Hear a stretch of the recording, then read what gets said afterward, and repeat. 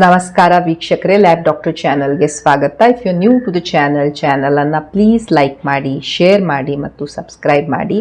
Because ಈ channel ಮುಖಾಂತರ ನಾವು ನಿಮಗೆ ಕನ್ನಡದಲ್ಲಿ ಈ ಕರೆಕ್ಟ್ ಆದಂಥ ಮೆಡಿಕಲ್ ಇನ್ಫಾರ್ಮೇಷನನ್ನು ಕೊಡ್ತಾ ಇರ್ತೇವೆ. ಸೊ ನೀವು ಚಾನಲನ್ನು ಲೈಕ್ ಮಾಡಿದರೆ, ಶೇರ್ ಮಾಡಿದರೆ ಮತ್ತು ಸಬ್ಸ್ಕ್ರೈಬ್ ಮಾಡಿದರೆ ನಮಗೆ ಒಂದು ಮೋಟಿವೇಶನ್ ಇರುತ್ತೆ, ನಿಮಗೆ ಒಳ್ಳೆಯ ಕಂಟೆಂಟ್ಸ್ ಇರುವಂತಹ ಈ ಮೆಡಿಕಲ್ ವೀಡಿಯೋಸನ್ನು ಪ್ರಸ್ತುತಿಪಡಿಸ್ಲಿಕ್ಕೆ.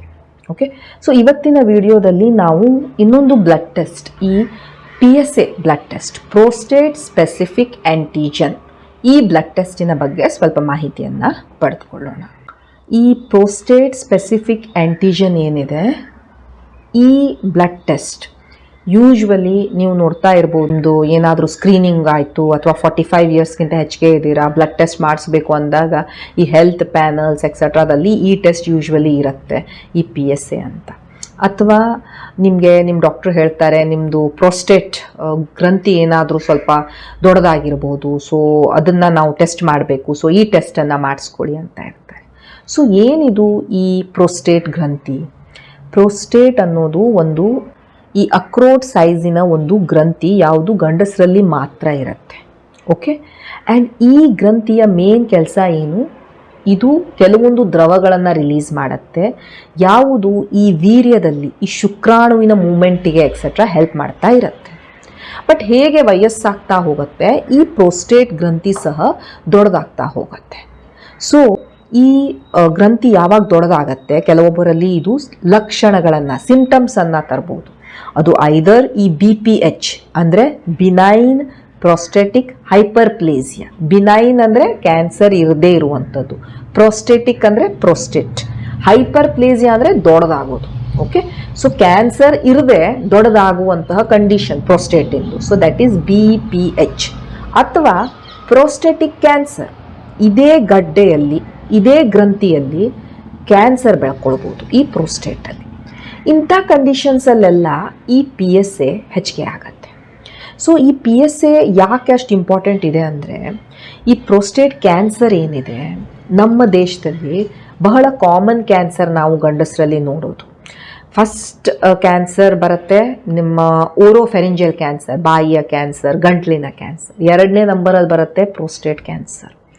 ಸೊ ಈ ಕ್ಯಾನ್ಸರ್ ಏನಿದೆ, ಆಫ್ಟರ್ ದ ಏಜ್ ಆಫ್ 45, ಯಾವಾಗ ಈ ಪ್ರೋಸ್ಟೇಟ್ ಸ್ವಲ್ಪ ದೊಡ್ಡದಾಗ್ತಾ ಹೋಗುತ್ತೆ, ಆವಾಗ ಇದರಲ್ಲಿ ಕ್ಯಾನ್ಸರ್ ಬರುವಂಥ ಸಾಧ್ಯತೆ ಇರುತ್ತೆ. ಕ್ಯಾನ್ಸರ್ ಬಂತು ಅಂದ್ರೂ, ಪ್ರೋಸ್ಟೇಟಿನ ಕ್ಯಾನ್ಸರ್ ಇತ್ತು ಅಂದ್ರೂ ಫಸ್ಟ್ ಸ್ಟೇಜಸ್ಸಲ್ಲಿ ನಮಗೆ ಯಾವುದೇ ಲಕ್ಷಣಗಳು ಬರೋದೇ ಇಲ್ಲ. ಪ್ರೋಸ್ಟೇಟ್ ಕ್ಯಾನ್ಸರಲ್ಲಿ ನಮ್ಗೆ ಗೊತ್ತೂ ಆಗೋದಿಲ್ಲ. ಅಂಥ ಕಂಡೀಷನ್ಸಲ್ಲೆಲ್ಲ ನಾವು ಈ ಟೆಸ್ಟ್ ಮಾಡಿಸಿದ್ರೆ, ಸ್ಕ್ರೀನ್ ಮಾಡ್ತಾ ಇದ್ವಿ ಅಂದಾಗ, ನಾವು ಅರ್ಲಿ ಸ್ಟೇಜಸ್ಸಲ್ಲಿ ಪ್ರೋಸ್ಟೇಟ್ ಕ್ಯಾನ್ಸರಿನ ಮೊದಲನೇ ಸ್ಟೇಜಸ್ಸಲ್ಲಿನೇ ನಾವು ಪತ್ತೆ ಹಚ್ಕೊಳ್ಬೋದು. ಯಾಕಂದರೆ ಪೇಷಂಟಿಗೆ ಲಕ್ಷಣವೇ ಇರೋದಿಲ್ಲ, ಅವ್ರು ಬರೋದೇ ಇಲ್ಲ ಡಾಕ್ಟರ್ ಹತ್ರ. ಸೊ ನಾವು ಈ ಟೆಸ್ಟನ್ನು ಏನಾದರೂ ಪೇಷಂಟ್ಸಲ್ಲಿ ಹೇಳಿದರೆ, ಅವರು ಈ ಟೆಸ್ಟನ್ನು ಮಾಡ್ಕೊಂಡು ನೋಡಿದಾಗ ಅವರಿಗೆ ಈ PSA ನಂಬರ್ ಹೆಚ್ಚಿಗೆ ಬಂತು ಅಂದರೆ ಡಾಕ್ಟರ್ ಅವರನ್ನು ಫಾಲೋ ಅಪ್ ಮಾಡ್ತಾರೆ. ಗೊತ್ತಾಯ್ತಾ? ಈಗ ನೀವು ಸಪೋಸ್ ನೀವು ಏರ್ಪೋರ್ಟಲ್ಲಿದ್ದೀರಾ, ನಿಮಗೆ ಅಲ್ಲಿ ಸೆಕ್ಯೂರಿಟಿ ಚೆಕ್ ಆಗತ್ತೆ. ಎಲ್ಲರೂ ಯಾರ್ಯಾರು ಒಳಗೆ ಬರ್ತಾ ಇದ್ದಾರೆ, ಏನೋ ಕ್ಯಾರಿ ಮಾಡ್ತಾ ಇದ್ದಾರೆ ಅಂತಲ್ಲ, ಬಟ್ ಒಂದ್ಸಲ ಸ್ಕ್ರೀನ್ ಮಾಡಿದಾಗ ಅಲ್ಲಿ ಬೀಪ್ ಆಯಿತು ಅಂದಾಗ ನಿಮ್ಮನ್ನು ಸೈಡಿಗೆ ಕರೆಸ್ತಾರೆ, ನೋಡ್ತಾರೆ ಏನೇನಿದೆ ಅಂತ. ಅದೇ ರೀತಿ ಟೆಸ್ಟ್ ಎಲ್ಲರಲ್ಲೂ ಮಾಡ್ಸೋಕ್ಕೆ ಹೇಳ್ತೀವಿ. PSA ಹೆಚ್ಚಿಗೆ ಬಂತು ಅಂದಾಗ ಇವರಲ್ಲಿ PSA ಯಾಕೆ ಹೆಚ್ಚಿಗೆ ಬಂತು, ಏನಾಗಿರಬಹುದು ನೋಡೋಣ, ಎಕ್ಸ್ಟ್ರಾ ಟೆಸ್ಟ್ ಮಾಡಿ ಅಂತ ನಿಮ್ಮ ಡಾಕ್ಟರ್ ಇದರಿಂದ ಪತ್ತೆ ಹಚ್ತಾರೆ. So PSA is a very good screening test. Screening test ಅಂತ ಯಾಕೆ? PSA ಹೆಚ್ಚಿಗೆ ಬಂತು ಅಂದರೆ 100% ಕ್ಯಾನ್ಸರ್ ಇದೆ ಅಂತ ಅರ್ಥ ಅಲ್ಲ. ಬಟ್ PSA ಹೆಚ್ಚಿಗೆ ಬಂತು ಅಂದಾಗ ಇದು ಏನಾದರೂ ಕ್ಯಾನ್ಸರ್ ಇರಬಹುದಾ ಅಂತ ನಮಗೊಂದು ಹಿಂಟ್ ಕೊಡುತ್ತೆ. ಸೊ ಆದ್ದರಿಂದ ನಾವು ಈ ಟೆಸ್ಟನ್ನು ಸ್ಕ್ರೀನಿಂಗ್ ಟೆಸ್ಟ್ ಅಂತ ಹೇಳ್ತಾ ಇರ್ತೇವೆ. ಓಕೆ, ಸೊ ಇದು PSA ಬ್ಲಡ್ ಟೆಸ್ಟ್. ಸೊ ಒಂದು ನಾನು ಹೇಳಿದೆ ಪ್ರೋಸ್ಟೇಟ್ ಕ್ಯಾನ್ಸರನ್ನು ಸ್ಕ್ರೀನ್ ಮಾಡೋಕ್ಕೆ, ಓಕೆ, ಪತ್ತೆ ಹಚ್ಚಕ್ಕೆ. ಎರಡನೇದು, ನಿಮಗೆ ಆಲ್ರೆಡಿ ಪ್ರೋಸ್ಟೇಟ್ ಕ್ಯಾನ್ಸರ್ ಇದೆ, ನೀವು ಅದರ ಟ್ರೀಟ್ಮೆಂಟ್ ಮೇಲೆ ಇದ್ದೀರಾ, ಆ ಟ್ರೀಟ್ಮೆಂಟ್ ಹೇಗೆ ನಡೀತಾ ಇದೆ ಮಾನಿಟರ್ ಮಾಡೋಕ್ಕೂ ಸಹ ನಾವು PSA ಟೆಸ್ಟನ್ನು ಯೂಸ್ ಮಾಡ್ತಾ ಇರ್ತೀವಿ. ಈಗ ನಿಮಗೆ ಅದು ಬಿನೈನೋ ಅಂದರೆ ಕ್ಯಾನ್ಸರ್ ಇರದೇ ಇರುವಂತಹ ಪ್ರೋಸ್ಟೇಟ್ ದೊಡ್ಡದಾಗಿರುವಂಥ ಕಂಡೀಷನ್ನು ಅಥವಾ ಕ್ಯಾನ್ಸರ, ಇದನ್ನ ಸಹ ನಾವು ಈ PSA ಮುಖಾಂತರ ಅದರ ಲೆವೆಲ್ ಹೆಚ್ಚು ಕಡಿಮೆ ಆಗೋದರ ಮುಖಾಂತರ ಪತ್ತೆ ಹಚ್ಕೊಳ್ಬೋದು. ಅದಕ್ಕೂ ಸಹ ನಾವು PSAನ ಯೂಸ್ ಮಾಡ್ತಾ ಇರ್ತೇವೆ. ಆವಾಗ ಈ ಟೆಸ್ಟನ್ನು ಯೂಶ್ವಲಿ ಡಾಕ್ಟರ್ ಹೇಳ್ತಾ ಇರ್ತಾರೆ.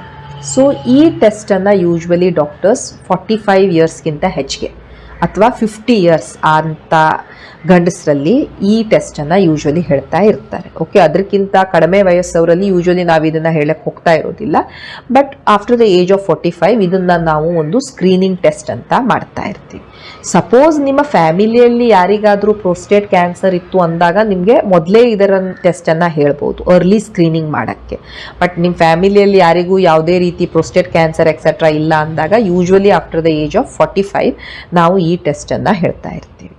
ಪೇಷಂಟ್ಸಿಗೆ ಈ ಯೂರಿನರಿ ಸಿಂಪ್ಟಮ್ಸ್ ಬರ್ತಾ ಇದ್ದಾವೆ. ಲೈಕ್ ಪೇಷಂಟ್ಸ್ ಬಂದರು ಡಾಕ್ಟರ್ ಹತ್ರ, ನಮಗೆ ಮೂತ್ರ ಮಾಡಬೇಕಾದ್ರೆ ತುಂಬ ಕಷ್ಟ ಆಗ್ತಾ ಇದೆ, ನನಗೆ ರಾತ್ರಿ ಬಹಳ ಸಲ ನಾನು ಮೂತ್ರ ಪಾಸ್ ಮಾಡೋಕ್ಕೆ ಹೋಗ್ತಾ ಇದ್ದೀನಿ, ಮೂತ್ರ ಬರ್ತಾನೇ ಇಲ್ಲ ಅಥವಾ ಸ್ಟಾರ್ಟ್ ಆಗೋದಕ್ಕೆ ಸುಮಾರು ಟೈಮ್ ತೊಗೊಳ್ತಾ ಇದೆ, ಆ್ಯಂಡ್ ಮೂತ್ರ ಮಾಡಿದ್ರೂ ಸಮಾಧಾನ ಇಲ್ಲ, ತುಂಬ ಒಂದೊಂದು ಡ್ರಾಪ್ ಬೀಳ್ತಾ ಇದೆ, ನನ್ನ ಮೂತ್ರದಲ್ಲಿ ರಕ್ತ ಹೋಗ್ತಾ ಇದೆ, ಅಥವಾ ಈಗ ನನಗೆ ಇರೆಕ್ಷನ್ ಅಷ್ಟು ಚೆನ್ನಾಗಿ ಆಗ್ತಾ ಇಲ್ಲ, ಅಥವಾ ಈ ವೀರ್ಯದಲ್ಲಿ ಬ್ಲಡ್ ಬರ್ತಾ ಇದೆ, ನನ್ನ ಕಾಲಿನಲ್ಲಿ ಸ್ವೆಲ್ಲಿಂಗ್ ಬರ್ತಾ ಇದೆ, ಈ ಬೆನ್ನು ಮತ್ತು ನನಗೆ ಈ ಅಪ್ಪರ್ ಥೈಸ್ ಹತ್ರ ಈ ಹಿಪ್ ಹತ್ರ ಯಾವತ್ತೂ ನನಗೆ ನೋವು ಬರ್ತಾ ಇದೆ.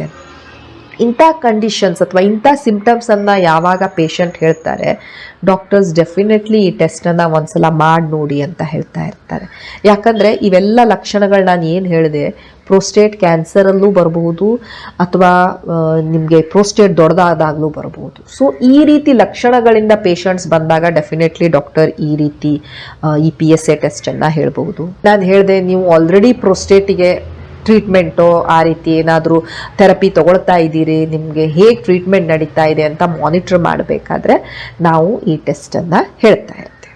ಎಷ್ಟು ಸಲ ಈ ಟೆಸ್ಟನ್ನು ಮಾಡ್ಕೊಳ್ತಾ ಇರಬೇಕು, ಯೂಶ್ವಲಿ ಒಂದು 2-3 ಇಯರ್ಸಿಗೆ ಒಂದು ಸಲ ಈ ಟೆಸ್ಟನ್ನು ಮಾಡ್ಕೊಳ್ತಾ ಇರಿ ಅಂತ ಹೇಳ್ತಾ ಇರ್ತೇವೆ.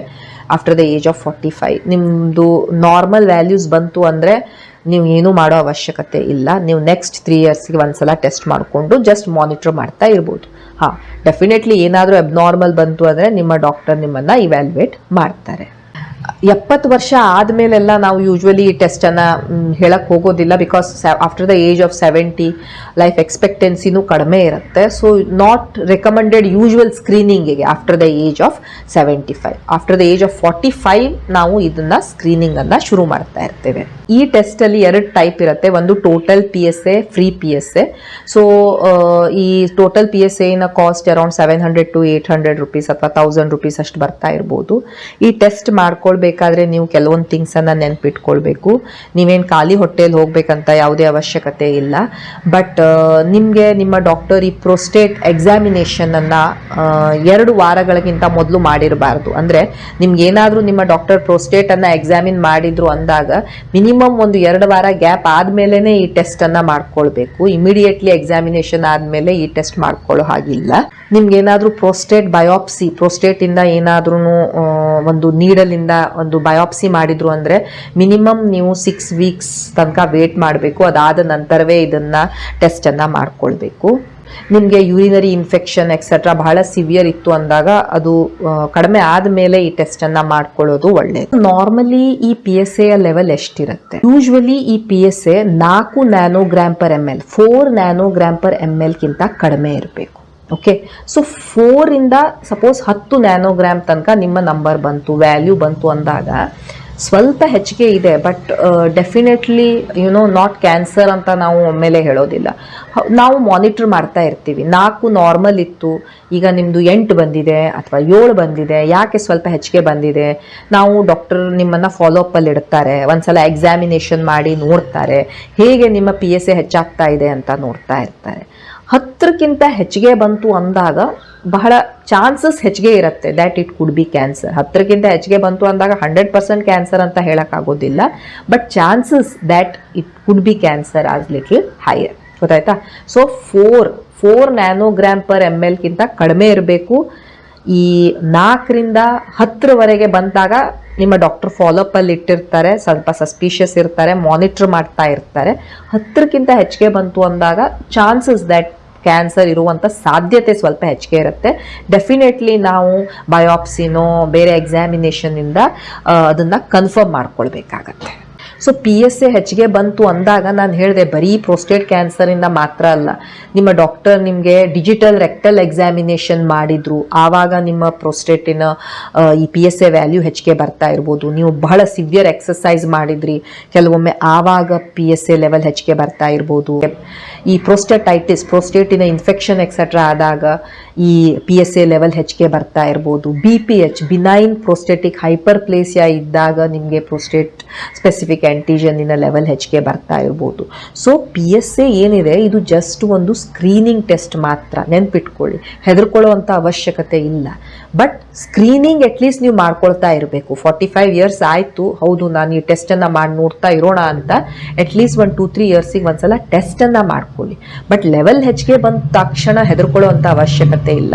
ನಿಮ್ಮ ಡಾಕ್ಟರನ್ನು ಭೇಟಿಯಾಗಿ ಅವ್ರು ನಿಮಗೆ ಡೆಫಿನೆಟ್ಲಿ ಗೈಡ್ ಮಾಡ್ತಾರೆ, ನಿಮಗೆ ಫಾಲೋ ಅಪ್ ಮಾಡಬೇಕಾ, ಮಾನಿಟರ್ ಮಾಡಬೇಕಾ, ಬೇರೆ ಏನಾದರೂ ಟೆಸ್ಟ್ ಹೇಳಬೇಕಾ ಅಂತ.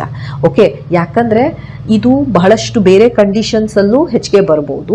ಬಟ್ ನಾವು ಯಾಕೆ ಸ್ಟ್ರೆಸ್ ಮಾಡ್ತೇವೆ, ಇದೇನಾದರೂ ಪ್ರೋಸ್ಟೇಟ್ ಕ್ಯಾನ್ಸರಿಂದಾನೇ ಹೆಚ್ಚಿಗೆ ಆಗ್ತಾ ಇದೆ ಅಂದರೆ ನಾವು ಅರ್ಲಿ ನಿಮ್ಮನ್ನು ಪಿಕಪ್ ಮಾಡ್ಬೋದು ಆ್ಯಂಡ್ ನಾವು ನಿಮ್ಮನ್ನು ಟ್ರೀಟ್ ಮಾಡ್ಬೋದು ಅಂತ.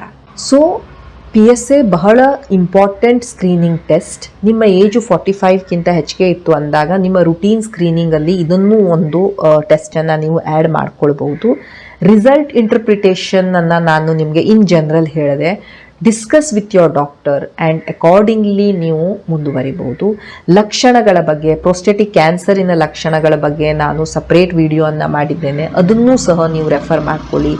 ಬಿನೈನ್ ಪ್ರೋಸ್ಟೇಟಿಕ್ ಹೈಪರ್ಪ್ಲೇಸಿಯಾ BPHನ ಬಗ್ಗೆಯೂ ಸಹ ವಿಡಿಯೋಸನ್ನು ಮಾಡಿದ್ದೇನೆ, ಅದರ ಲಿಂಕನ್ನು ಸಹ ನಾನು ನಿಮ್ಗೆ ಕೊಟ್ಟಿರ್ತೇನೆ, ಅದನ್ನೂ ಸಹ ನೀವು ರೆಫರ್ ಮಾಡಿ. ಸೊ ದ್ಯಾಟ್ ನಿಮಗೆ ಒಂದು ಐಡಿಯಾ ಬರುತ್ತೆ ಯಾವ ಯಾವ ಲಕ್ಷಣಗಳನ್ನು ನಾವು ನಿರ್ಲಕ್ಷಿಸಬಾರ್ದು, ಯಾವಾಗ ನಮ್ಮ ಡಾಕ್ಟ್ರನ್ನು ಭೇಟಿ ಆಗಬೇಕು, ಯಾವಾಗ ನಾವು ಈ ಟೆಸ್ಟ್ಗಳನ್ನು ಇವ್ಯಾಲ್ಯುವೇಟ್ ಮಾಡಿಸ್ಕೊಳ್ಬೇಕು ಅಂತ. Okay, so thank you so much for watching the video. Please like, share and subscribe the channel. Thank you.